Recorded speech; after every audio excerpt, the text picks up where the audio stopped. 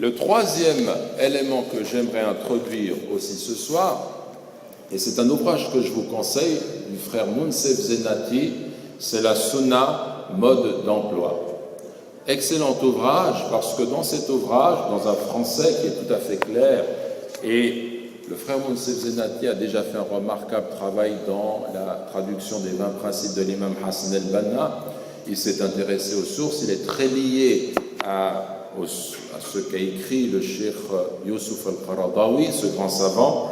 Mais alors, dans ce livre, il nous parle d'un certain nombre de choses, comme par exemple, lorsqu'on pose la question de l'application de la sunna, il nous parle de la catégorisation des faits et dires du prophète Mohammed sallallahu alayhi wa sallam.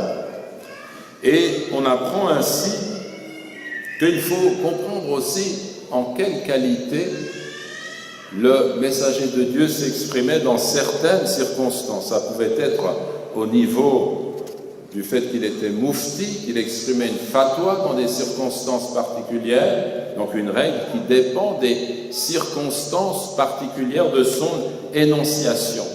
Et vous avez ici, donc, le fait qu'il faut relever que tout ce qu'il dit ou fait, et tout ce qu'il dit ou fait, je cite, en qualité de chef d'État, d'imam, nul ne peut le mettre en pratique sans la permission du chef d'État en place. Donc, quand il donnait des ordres en tant que chef d'État, il ne faut pas que quelqu'un lise ces ordres et s'imagine qu'il va pouvoir les appliquer lui-même s'il n'a pas ce statut ou si le contexte ne le permet pas, parce qu'il n'y a pas justement un État islamique en place. Donc, il y a des règles qui sont intéressantes et qu'on pourrait aborder.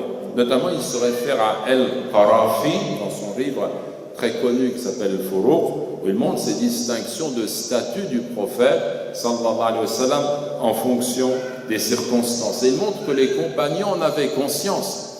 Par exemple, la bataille de Badr, Al-Hubbab ibn al-Mundhir va vers le messager de Dieu sallallahu alayhi wa sallam pour lui dire: cette place que tu as choisie, est-ce que c'est un ordre divin ou bien est-ce que c'est un stratagème qui relève de ce que tu as choisi? Et le messager de Dieu de lui dire, sallallahu alayhi wa sallam, c'est un stratagème, ma'na al-kalam. Et alors, le compagnon en question lui indique qu'il vaudrait mieux changer de place et toute l'armée va se déplacer. Donc on voit que même le messager de Dieu parfois donnait des choses qui relevaient de l'ordre prophétique qu'il faut suivre, et parfois il avait des prises de position qui pouvaient être discutées, comme c'est le cas dans cet épisode. Et cet aspect de travaux de El-Qarafi, eh bien, on a un savant contemporain, Mohammed al-Tahir ibn Ashur, qui va s'intéresser à al-Maqasid al-Shar'iyya, les finalités au niveau de la Sharia, et qui va aller beaucoup plus loin encore pour faire ces distinctions. Alors moi, j'aimerais vous donner un exemple. Lorsque le messager de Dieu, sallallahu alayhi wa sallam, s'exprime dans le cadre de la fatwa. Par exemple, il dit une chose qui va dépendre du contexte. Exemple, il dit dans un hadith: ne soyez pas les premiers à saluer les juifs ou les chrétiens. Si vous rencontrez l'un d'entre eux, ou l'un d'eux, sur votre chemin, acculez-le à sa partie la plus étroite. Eh bien, le hadith, il est authentique, rapporté par Muslim, d'après Abu Huraira. Il ne faut pas répondre aux juifs chrétien, et si je le croise dans la rue, je vais essayer de le coincer pour qu'il passe par le chemin le plus étroit. Certains se diront, parmi ceux qui n'ont pas de connaissance, voilà un hadith, il est authentique, voilà le comportement que je dois avoir, le texte il est clair et net. Mais en fait, il faut comprendre en réalité quelle est la cause, pourquoi est-ce que cela a été dit. Et cela a été dit parce que lorsque le messager de Dieu, sallallahu alayhi wa sallam, était à Médine, il y avait un pacte entre lui et les Juifs. Et vous savez que les Juifs, partie d'entre eux, ont trahi ce pacte. Ils ont cherché à le tuer notamment. Et également, un certain nombre d'entre eux, lorsque les musulmans leur disaient « Assalamu alaykum », eux, ils disaient, ou bien quand ils les croisaient, ils leur disaient « Assalamu alaykum ». « Assam », c'est la mort. Ça veut dire que la mort soit sur vous. Et le messager de Dieu avait dit, sallallahu alayhi wa sallam, dans ce cas-là, eh bien, ne leur dites pas, ne leur répondez pas, mais dites-leur seulement « wa alaykum » et sur vous, pour que ce qu'ils disent leur revienne en réalité. Donc cela signifie que dans ce contexte-là, a été énoncé le fait de ne pas répondre le salut. Aujourd'hui, je suis dans un contexte qui est différent. Je croise un juif ou un chrétien qui me salue, je réponds. Et je suis en cela le modèle prophétique parce qu'il n'a pas cette intention qui relève de ce contexte particulier en proférant ce salut de cette façon-là, qui n'en est pas un, mais qui appelle sur moi la mort. Donc ça, c'est un point qui peut nous faire prendre conscience qu'il faut tenir compte du contexte. On ne peut pas aborder les choses d'un point de vue littéraliste et puis ensuite généraliser. C'est une forme d'ignorance complète. Et beaucoup de jeunes tombent dans cette ignorance. Et il énonce également, en présentant, c'est le Cheikh Youssouf al-Qaradawi, qui donne ces 8 règles suivantes.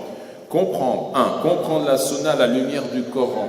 2. Réunir les hadiths portant sur un même thème. Ne jamais faire l'erreur de prendre un hadith sur une thématique et d'en faire une règle absolue en ignorant tout le reste du savoir. Un jour, mon père, le docteur Saïd Ramadan, rahimahullah, m'a dit, il m'a répété la chose. Il m'a dit,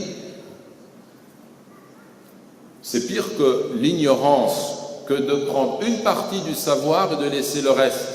Parce que l'ignorant, il va se taire. Mais celui qui sait une partie du savoir sur une thématique et délaisse tout le reste, il devient dangereux, ou il comprend mal les choses, ou il peut déformer la religion. Donc réunir les hadiths portant sur un même thème. Ensuite, 3, concilier les hadiths contradictoires ou établir la prévalence de l'un sur l'autre. 4, comprendre les hadiths à la lumière de leur contexte d'énonciation et de leur finalité qu'ils visent à réaliser, à la lumière de leur énonciation, de leur finalité, l'exemple qu'on vient de donner avec le salut. Faire la distinction entre le moyen susceptible de changer et la finalité immuable. 6. Faire la distinction entre le sens littéral et le sens figuré. 7. Faire la différence entre le monde dit invisible, el-ghaib, et le monde perceptible. 8. S'assurer de la signification réelle des termes du hadith. Ça aussi c'est important. Et là j'aimerais vous donner pour terminer, mes frères et sœurs en islam, un exemple autour de l'un de ces 8 points. Parce que les 8 points sont abordés, mais c'est juste pour vous montrer que c'est très important de comprendre cela. Réunir les hadiths portant sur un même thème. Combien de fois n'ai-je pas vu des frères me poser la question sur cette question de l'habit qui descend plus bas que les chevilles. Hadith authentique rapporté par Al-Bukhari qui nous dit d'après Abu Huraira, ce qui descend de l'habit au-dessous de la cheville sera dans le feu. Ce qui descend de l'habit au-dessous de la cheville sera dans le feu. Donc on tire de cela qu'il ne faut rien laisser au-dessous de la cheville. C'est la première réaction de certains. Mais ce qu'il faut regarder, c'est peut-être d'autres hadiths. Vous avez un autre hadith que Al-Bukhari rapporte où le messager de Dieu a dit cela. Celui qui laisse traîner son habit par vanité, khuyala. Donc là, il donne la illa, il donne la cause. Il ne dit pas simplement de traîner son habit, il nous donne la cause. Pour quelle raison il le fait par vanité? Parce que les princes et les rois laissaient traîner leurs habits à l'époque. Dieu ne le regardera pas le jour de la résurrection.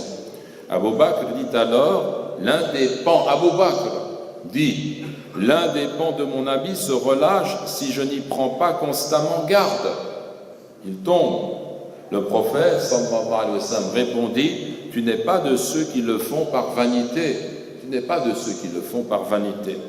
Hadith authentique qui nous montre que s'il n'y a pas la vanité, il n'y a pas de mal, puisqu'il n'a pas dit à Abu Bakr, tu dois arrêter, tu dois stopper, il faut le redresser. Non. Toi, si ça t'arrive, il n'y a pas de problème, il n'y a pas la vanité en question, qui est la cause du hadith.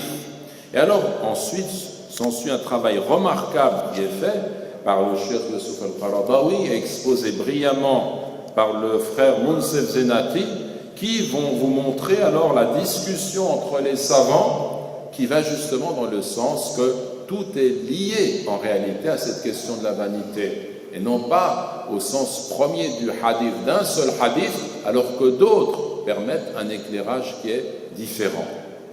Donc voilà quelques éléments de la sunna qu'on peut mettre en avant. Donc si vous le voulez, je sais que pour El Matral et la Sunna, le texte a été traduit en français. Moi, j'ai fait à partir à l'époque, quand j'ai préparé cet exposé il y a quelques années en arrière, je n'avais que le texte arabe qui est ma référence, mais je sais qu'une traduction a été faite et je n'ai pas pris connaissance de son contenu. On m'a dit par ailleurs que le frère Monsef Zenati a donné un compte rendu de cet ouvrage, donc ça en français, donc il y a déjà une référence à ce niveau-là. Mon frère, tu t'appelles comment? Hein? Abdelrahman qui est ici, connaît la référence, vous pouvez l'interroger. Vous avez l'autre référence, les fondements du droit musulman, en français. Et puis vous avez également ce livre, la Sunna mode d'emploi, qui est important, intéressant, et qui a toute son utilité aussi pour éclairer ceux qui se confinent à une perspective purement littéraliste, limitée, qui ne tient pas compte du savoir, des lumières de l'islam, qui sont beaucoup plus larges, et qui nous conduisent à tenir compte du contexte dans lequel on évolue. Donc voilà ce que je voulais vous dire aujourd'hui. 1. La nécessité de la sunna. 2. Sa richesse. 3. Son étude à travers ses références. Et bien entendu, son étude doit être pratique. Je vous conseille d'avoir le livre Riyad al-Salihin de l'imam al-Nawawi, où vous trouverez tous ces aspects de la sunna. Il traite pratiquement de beaucoup d'aspects de la sunna. C'est un livre qu'on devrait posséder et lire chaque jour ou chaque semaine d'une façon ou d'une autre avec les commentaires. Il existe de très bonnes traductions aujourd'hui avec quelques commentaires explicatifs. Et donc avoir ce lien avec la sunna, c'est essentiel pour préserver notre dîn, pour préserver notre identité, pour comprendre quel est notre modèle et vivre selon ce modèle. Wallahu a'la wa a'lam wa jazakumullahu khayran.